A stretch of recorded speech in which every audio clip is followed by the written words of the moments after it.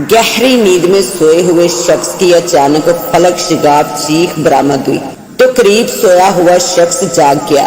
मगर ये क्या, जिस शख्स की पहले चीख बरामद हुई थी वो अपनी जगह से गायब था। लेकिन कैसे गायब था? इस दिलचस्प पुर असरार कहानी को मुझे एक शख्स अख्तर हुसैन ने यूं सुनाया। हमारा खानदान 1947 की खूनी हिजरत के नतीजे में हिंदुस्तान से आकर पाकिस्तान के मौजूदा शहर मुल्तान के एक कदीमी इलाके में रहायश पजीर हुआ था। यहाँ ये बताना जरूरी है कि हमें रहायश के लिए जो मकान मिला था वो पहले ही से बहुत वीरान, पुराना और खंडर बना हुआ था। ये मकान अगरचा 2 मंजिला था, लेकिन इसमें रहने के काबिल ऊपरी मंजिल में सिर्फ एक ही कमरा था। अब्बा ने सबसे पहले इस खंडरनुमा मकान को अपने नाम करवाने के बाद इसे नए सिरे से बनाने का इरादा किया। अब्बा इस मकान को नए सिरे से तोड़कर बनाने के लिए कई ठेकेदार और मिस्त्रियों को लेकर आए थे। इनमें सब ने अब्बा को मशवरा दिया कि इस मकान को तोड़ना और बुनियादों से उठाना बहुत बड़ा अजाब है। इसकी वजह एक तो ये इतना खस्ता हाल है कि इसे तोड़ने से साथ वाले पड़ोसी का मकान भी गिर सकता है, और दूसरे अगर इससे मजबूरन गिराया भी जाए तो किस तरह गिराया जाए, क्योंकि गली बहुत तंग है, मलबा कहाँ जाएगा। लेकिन अब्बा बाजिद थे कि इससे मैं नए सिरे से बनाऊंगा। अब्बा को किसी ने बताया कि मुख्तार नामी ठेकेदार इस किस्म के खंडरनुमा मकानात के नए सिरे से तमीर करने में बहुत माहिर है, लिहाजा इस सिलसिले में इससे राब्ता किया जाए। अब्बा मुख्तार ठेकेदार को घर में लेकर आए। इसने घर का जायजा लेने के बाद अब्बा से कहा, अगर इस मकान को वाकई नए सिरे से बनाना है तो आप आर्जी तौर पर इस मकान से फैमिली किसी दूसरे मकान में मुंतकिल हो जाए। अब्बा ने इसका ये मशवरा मान लिया। मुख्तार ठेकेदार से अब्बा ने मकान की तड़वाई और तमीर के इख्तिताम तक तमाम मामलात बकायदा एक मुआहदे के तहत तय कर लिए थे। अब्बा ने मोहल्ले में ही चंद माह के लिए एक आरसी मकान किराए पर ले लिया था। मुख्तार ठेकेदार अपने 3 मजदूरों के साथ मकान तोड़ने के लिए आ गया। इसने अपना काम ऊपरी मंजिल से बड़ी आस्तगी से शुरू किया था। इसका मकान तोड़ने का तरीका ये था कि वो दिन भर में जितना मकान तोड़ता था वो इसका मलबा उसी दिन बाहर एक ग्राउंड में फेंक देता था। अब्बा और अम्मा ने मेरी और भाई की बारी बारी ड्यूटियां ये लगाई हुई थी कि हम मुख्तार और इसके साथ आए मजदूरों के लिए चाय रोटी लेकर जाए, और हम ऐसा ही करते थे। मुख्तार अपना काम बड़ी तेजी से कर रहा था। इसने चंद ही दिनों में ऊपरी मंजिल को उखाड़ दिया था। वो जब निचली मंजिल पर आया तो इसने बड़ी एहतियात से मकान को तोड़ना शुरू किया था। इसकी वजह ये थी कि निचली मंजिल की साइड में मौजूद ईंटें बहुत पुरानी हो गई थी। हमारी दीवार के साथ हमारे पड़ोसी की मुश्तरका दीवार थी।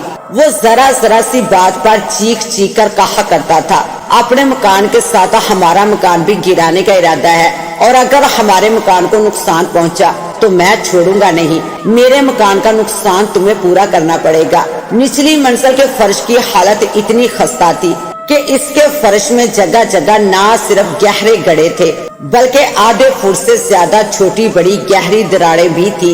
मुख्तार को काम निपटाने की जल्दी थी। इसने अपने साथ आए मजदूरों को कहा रात गे तक काम करे ताकि वो इस खंडर मकान को तोड़कर इसे प्लाट की शक्ल देकर इस पर वो तमीर शुरू करे।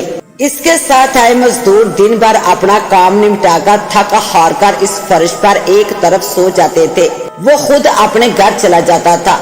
एक दिन हमारी फैमिली अपने आरसी किराए वाले मकान में रात के तीसरे पहर ख्वाब खरगोश के मजे ले रही थी कि अचानक ड्रस ड्रस करके हमारे घर के दरवाजे बजने लगे। हम सब घर वाले चौंक कर उठ गए।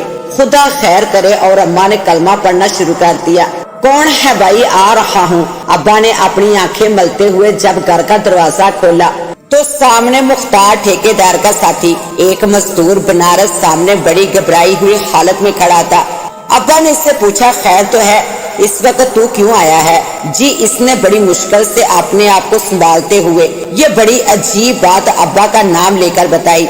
बशारत साहब, वो जो मेरे साथ यामीन मजदूर आया हुआ था और वो मेरे साथ फर्श पर सोया हुआ था कि वो अचानक एक दिल खराज चीख के साथ गायब हो गया है। इसके मुंह से ये बात सुनकर अब्बा और हम सब परेशान हो गए। बनारस, तूने अच्छी तरह इसे आगे पीछे देखा था? जी हाँ, मैंने इसे इधर उधर देखा है। वो वाकई वहाँ नहीं है। थोड़ी देर बाद मेरा अब्बा और मेरा भाई इसके साथ अपने खंडनवा मकान में गए तो वहाँ पहले ही मोहल्ले के काफी लोग इस मजदूर की जानब से शोर मचाने की वजह से भाग कर जमा हो गए थे। यार बशारत, ये मजदूर बड़ी अजीब बात बता रहा है कि इसका दूसरा सोता हुआ साथी यमीन एक दिल खराज चीख के साथ यकदम बिजली की मंद पुर असरार तौर पर गायब हो गया है। इस खंडनवा मकान में मोहल्लेदारों, अब्बा और हम सब ने इसे बड़े अच्छे तरीके से तलाश किया, लेकिन किसी को यमीन के इस तरह पुर असरार तरीके से गायब होने की वजह समझ नहीं आ रही थी। थोड़ी देर बाद बसाते खुद मुख्तार ठेकेदार भी वहाँ आ गया। इसे जब इस बात का इल्म हुआ तो वो भी अपने तौर पर बहुत परेशान हुआ। इसने बार बार उस बनारस मजदूर से मुख्तलिफ सवालात पूछे। इसने यही जवाब दिया कि यमीन जो मेरे साथ सोया हुआ था, इसने एक दिल खराज चीख मारी और मैंने जब चौंक कर इसकी तरफ मुड़कर देखा तो वो गायब हो चुका था। मुख्तार ठेकेदार ने देखा कि यमीन की इस पुर असरार गुमशुदगी का मुद्दा पड़ चुका है तो इसने अपना अंदाज बदलते हुए अब्बा को कहा कि आप ही इसके जिम्मेदार हैं, क्योंकि ये आपके घर से गायब हुआ है। तू बकवास करता है, मैं तो सामने एक मकान में आरजी तौर पर किराए पर रहता हूँ। तू ही यमीन को बनारस के साथ रात को सोने के लिए छोड़कर गया था। इसका मतलब है कि बनारस नहीं हो सकता है कि यमीन को मारकर रात के किसी पहर ठिकाने लगा दिया हो। ये मुझ पर इल्जाम है। मुझे भला इसको मारने की क्या जरूरत थी? इस गरीब से मेरी क्या दुश्मनी हो सकती थी? वहाँ खड़े एक पड़ोसी ने कहा कि अब इस मामले को मजबूरन पुलिस को देना पड़ेगा, वो खुद ही अपने तरीके से इसे समझाएगी। या लाही, मैं किस अज़ाब में पड़ गया हूँ। अब्बा ने आसमान की तरफ मुंह करके कहा। मुख्तार ठेकेदार ने चिल्लाकर कहा, तू ही सिर्फ अज़ाब में नहीं पड़ गया है, बल्कि मैं भी और साथ में ये बनारस भी ख्वामख्वाह अज़ाब में आ गए हैं। सुबह 9 बजे पुलिस पार्टी वकूवे पर पहुंच गई, जिनमें एक थानेदार 5 सिपाही शामिल थे। थानेदार ने सबसे पहले बनारस से कुछ नरम गरम किस्म के रवायती मखसूस सवालात किए। इसके बाद उस खंडनवा मकान का अच्छी तरह जायजा लेने के बाद दोबारा बनारस मजदूर को कहा कि तू जिस किस्म की यमीन मजदूर की पुर असरार गुमशुदगी की बात कर रहा है वो किसी भी तरह मानने के काबिल नहीं है। तू झूठ बोल रहा है। मैं सच बोल रहा हूँ सर। थानेदार साहब, यमीन ने पहले गहरी नींद सोने के दौरान एक दिल खराज चीख मारी थी और फिर वो यकदम बिजली की मांद गायब हो गया। थानेदार ने एक तनसिया मुस्कुराहट अपने लबों पर तारी की और इसने वहाँ मौजूद तमाम लोगों की तरफ देखते हुए कहा, ये अब तुम लोग बताओ कि किस तरह यमीन मजदूर इस खंडनवा घर से गायब हो सकता है। यहाँ कोई भूत प्रेत तो है नहीं जो इससे उठा लिया गया है। वहाँ मौजूद सब लोगों ने थानेदार के इस मौक़िफ़ की तायीद की थी।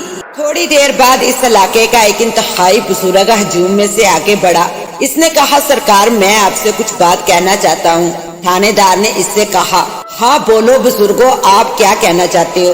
तो बुजुर्ग ने कहा, सरकार, इस मजदूर की एक बात में किसी हद तक वजन है कि जंग से पहले यहाँ जो हिंदू रहा करता था, इसका इसी खंडनवा मकान से एक नौकर गायब हुआ था। थानेदार ने अपने चेहरे पर तजस्सुस अंदाज में हाथ फेरते हुए कुछ सोचा। इसका मतलब है कि मामला 50% मजदूर यमीन की पुर असरार मौत किसी नदीदा ताकत की जानब से गुमशुदगी का है और 50% ये भी शक किया जा सकता है कि इसे किसी वजह से कत्ल करने के बाद इसकी लाश कहीं दबा दी हो। फिर थानेदार ने अब्बा मजदूर और ठेकेदार से कहा, तुम तीनों फिलहाल थाने चलो। तीनों को थाने ले जाकर थानेदार ने खूब मारा। इसके बाद मजदूर को तो छोड़ दिया। उस गरीब से इसे क्या मिलना था, लेकिन इसने अब्बा और ठेकेदार से उस जमाने के मुताबिक एक अच्छी खासी रकम लेने के बाद अपनी गोल मटोल रिपोर्ट में लिख दिया, मेरी इंक्वायरी के मुताबिक ये तीनों का मजदूर यमीन की पुर असरार गुमशुदगी या इसे किसी किस्म का नुकसान पहुंचाने में कोई हाथ नहीं है। दूसरी जानब ठेकेदार और अब्बा ने यमीन मजदूर के घर वालों का मुंह और इनका वाह वेला बंद करवाने के लिए इन्हें अलहदा से अच्छे खासे रुपए दिए। इर्द गिर्द के लोगों ने हमारे घर को मनहूस करार देने के अलावा ये मशवरा दिया था कि इसे किसी तरह औने पौने फरखोत कर दिया जाए। अब्बा ने इसे फरखोत करने की बहुत कोशिश की, लेकिन सच्ची बात है इसे कोई मुफ्त लेने को भी तैयार ना हुआ, बल्कि यहाँ तक हुआ कि हमारे इस मकान से लोग इतना खौफ खाते थे کہ ہمارے قریبی پڑوسی بھی ہمارے گھر نہیں آتے تھے۔ ٹھیکیدار مختار گھر کا کام ادھورا چھوڑ کر بھاگ چکا تھا۔ نچلے مکان کی کھنڈر منزل میں جوں کا توں روڑے، اینٹوں اور نت نئی تعمیر سے وابستہ چیزوں کا بے ہنگم ڈھیر پڑا ہوا تھا۔ ہم نے جو مکان عارضی طور پر کرائے کا لیا ہوا تھا، اس مکان کے مالک نے ابا کو کہا کہ ہم اس کا مکان خالی کر دیں۔ ابا کے پاس جو روپے اس مکان کی تعمیر کے لیے پڑے ہوئے تھے، اس کا پہلے ہی بڑا حصہ تھانے دار بطور رشوت کھا چکا تھا، اور باقی جو بچا تھا وہ پر اسرار طور پر غائب شدہ مزدور یمین کے لواحقین کو دینا پڑا تھا۔ ابا اس ناگہانی صورتحال کے پیش نظر بہت پریشان رہنے لگے تھے۔ وہ نیم پاگل ہو گئے تھے۔ اللہ اللہ کر کے کافی عرصہ بعد یہ ہوا کہ ایک شخص جعفر خان نے ہماری مالی بدحالی سے فائدہ اٹھاتے ہوئے ہمارا مکان اونے پونے اس شرط پر خرید لیا کہ وہ اسے تعمیر کروانے کے بعد اس مکان کی نچلی منزل میں ہمیں کم سے کم 5 سال کے لیے بطور کرائے پر رکھے گا۔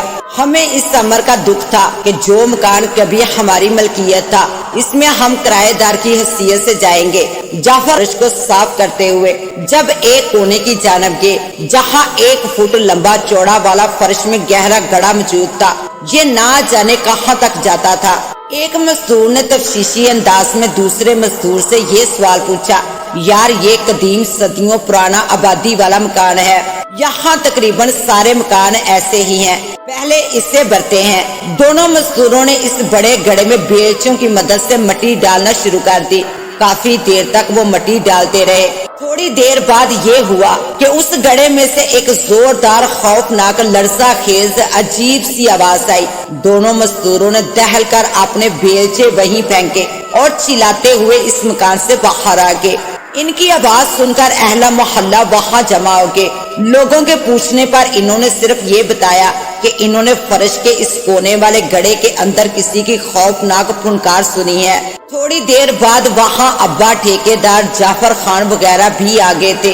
جعفر خان نے ان مزدوروں کو ایک طرف لے جا کر کہا، تم نے یہاں اس قسم کی بات کر کے خواہ خواہ یہاں کے لوگوں کے دلوں میں خوف ڈر پیدا کر دیا ہے، اس سے تو میرے خریدے گئے مکان کی ویلیو گر جائے گی۔ ٹھیکیدار نے جعفر خان کو کہا کہ میرے بندے یہاں کام نہیں کریں گے، میں ان کی زندگیوں کو خطرے میں نہیں ڈال سکتا۔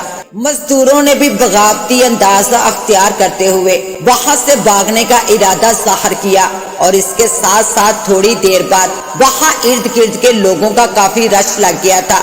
محلے کے تماش بین لوگ دور سے اس کا مکان غور سے دیکھنے لگ جاتے تھے، لیکن خوف کی وجہ سے اس کے قریب کوئی نہیں جاتا تھا۔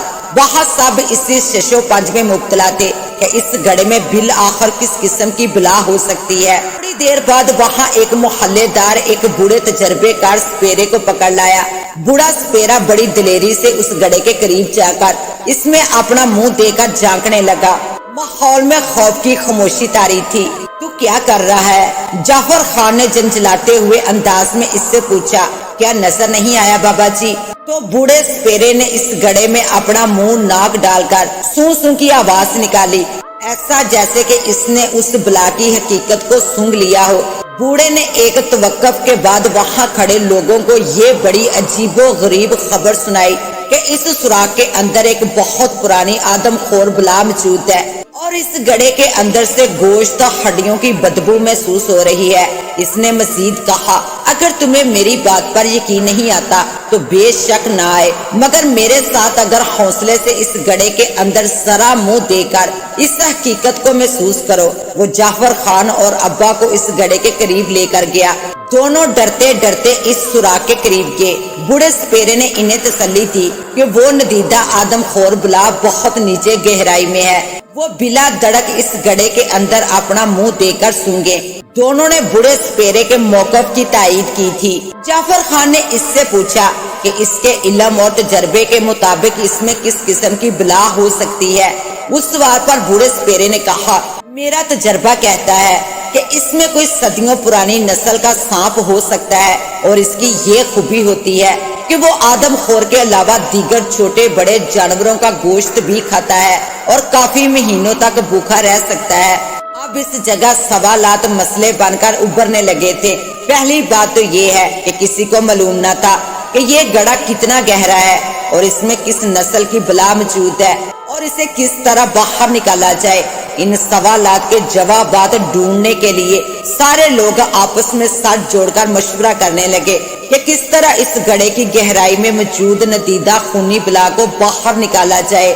بڑے سوچ بچار کے بعد وہاں موجود ایک شخص نے بہت اچھا مشورہ دیا کہ پہلے کسی لچکدار بڑی تار کے سرے میں گوشت لگا کر یہ دیکھا جائے کہ اس گڑھے کی کتنی گہرائی ہے، اور اس طرح یہ بھی پتا چل جائے گا کہ اس کے اندر گوشت خور بلا ہے کہ نہیں۔ 15 گز لمبی لچکدار تار کے آگے گوشت کا بڑا ٹکڑا باندھ کر اس گڑھے کے اندر آہستہ آہستہ نیچے کی جانب داخل کیا گیا۔ ایک جگہ جا کر ایسا محسوس ہوا کہ جیسے کسی نے یہ تار اپنے منہ میں لے کر پکڑی ہو۔ فٹافٹ اس تار کو باہر نکالا گیا۔ تار کے سرے کو جب دیکھا گیا تو اس میں سے گوشت کا ٹکڑا غائب تھا۔ اب اس سے اس امر کی تصدیق ہو گئی تھی کہ اس گڑھے کے اندر لازماً کوئی گوشت خور بلا موجود ہے۔ اب محلے میں ایک نئے سرے سے خوف کی فضا طاری ہو گئی تھی۔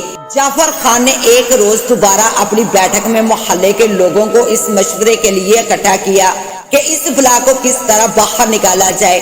بڑی سوچو بچار کے بعد باہمی صلاح مشورے کے بعد محلے داروں نے یہ مشورہ دیا اس گوشت خور خونی بلا کو اس گڑھے سے نکالنے کے لیے فائر بریگیڈ کی گاڑی سے فل پریشر کے تحت پانی پھینکا جائے تاکہ وہ گھبرا کر یا پانی میں ڈوب کر باہر آئے۔ اس کام کے لیے اتوار کا روز چنا گیا تھا، لیکن اس سے پہلے اس میٹنگ میں یہ طے کیا گیا تھا کہ اس محلے کے کم سے کم 30 سے 35 بندے بڑی بڑی کیلوں کے دہانوں والے بانس اور مشتاق بندوق کے نشانے لگانے والے نوجوان اس گڑھے کے ارد گرد چاقو چبند کھڑے رہیں گے۔ بوڑھے سپیرے کا خیال تھا کہ اس گڑھے کے اندر لازماً خوفناک نسل کا سانپ ہی ہوگا۔ بوڑھے سپیرے نے مشورہ دیا کہ سانپ کو نکالتے ہی اس پر فوراً حملہ کر کے مارنا ہے تاکہ وہ کوئی نقصان نہ پہنچا سکے۔ خیر اتوار کے روز فائر بریگیڈ کی فل پانی بھری گاڑی آ گئی تھی، لیکن اس سے پہلے اس گڑھے کے اندر زہر آلودہ روٹی اور سانپ کو مارنے والی ایک خصوصی دوائی گوشت کے بڑے بڑے ٹکڑوں میں لگا کر اس گڑھے میں پھینکی گئی تھی۔ بوڑھے سپیرے نے اس گڑھے کے قریب جا کر اپنے تجربے سے یہ بات بتائی کہ اس بلا نے ان کے پھینکے گئے ٹکڑوں کو چھوا تک نہیں ہے۔ زہریلی روٹی سے اس کی ذات پر کوئی اثر نہیں پڑا ہے اور وہ ندیدہ بلا ابھی تلک زندہ ہے۔ اب آخری حل یہ رہ گیا تھا کہ اس گڑھے کو پانی سے لبالب بھر دیا جائے۔ بہرحال فائر بریگیڈ کی گاڑی کے واٹر پائپ کے گڑھے کے اندر ڈالنے سے پہلے دلیر نوجوانوں کو پھیلا کر اس گڑھے کے ارد گرد کھڑا کر دیا گیا، اور پھر وہی ہوا۔ سب سے آخر میں ہم لوگوں نے دیکھا کہ اس گڑھے کے اندر سے ایک 12 سے 14 فٹ لمبا انتہائی موٹا بوڑھا سانپ نکلا۔ وہ گڑھے سے نکلتے ہی گھبرایا، پریشان اور تھکا ہوا محسوس ہو رہا تھا۔ سپیرے نے کہا اسے فوراً مار دو اور اسے بھاگنے نہ دینا اور اسے پھنکارنے یا تھوک اڑانے کی بالکل بھی مہلت نہ دینا، کیونکہ اس کے تھوک کے اندر انتہائی جان لیوا زہر موجود ہوتا ہے۔ سانپ نے بھاگنے کی بہت کوشش کی، لیکن اسے بھاگنے کا راستہ نہیں مل رہا تھا۔ اس پر حملے شروع ہو گئے تھے۔ الغرض بڑی مشکل سے وہ بے جان ہو گیا، اسے مار دیا گیا۔ وہ اگرچہ مر چکا تھا، لیکن ارد گرد لوگوں میں اس کی لاش کی اتنی دہشت تھی کہ اس کے مرنے کے 10 منٹ بعد بھی کوئی اس کے قریب خوف سے نہ جا رہا تھا۔ بوڑھے سپیرے نے بڑی دلیری سے اس کے قریب جا کر اس کی موت کی تصدیق کرتے ہوئے کہا، میں دعوے سے کہہ سکتا ہوں کہ اس خونی آدم خور سانپ کی عمر کم سے کم 300 سال ہوگی۔ اس خطرناک سانپ کے مرنے کے بعد لوگوں نے خدا کا شکر ادا کیا کہ مزید جانے سے بچ گئی۔ اس کے ساتھ ہی اب مجھے دیں اجازت، ملتے ہیں انشاءاللہ ایک نیو کہانی کے ساتھ، تب تک کے لیے اللہ نے کے بان۔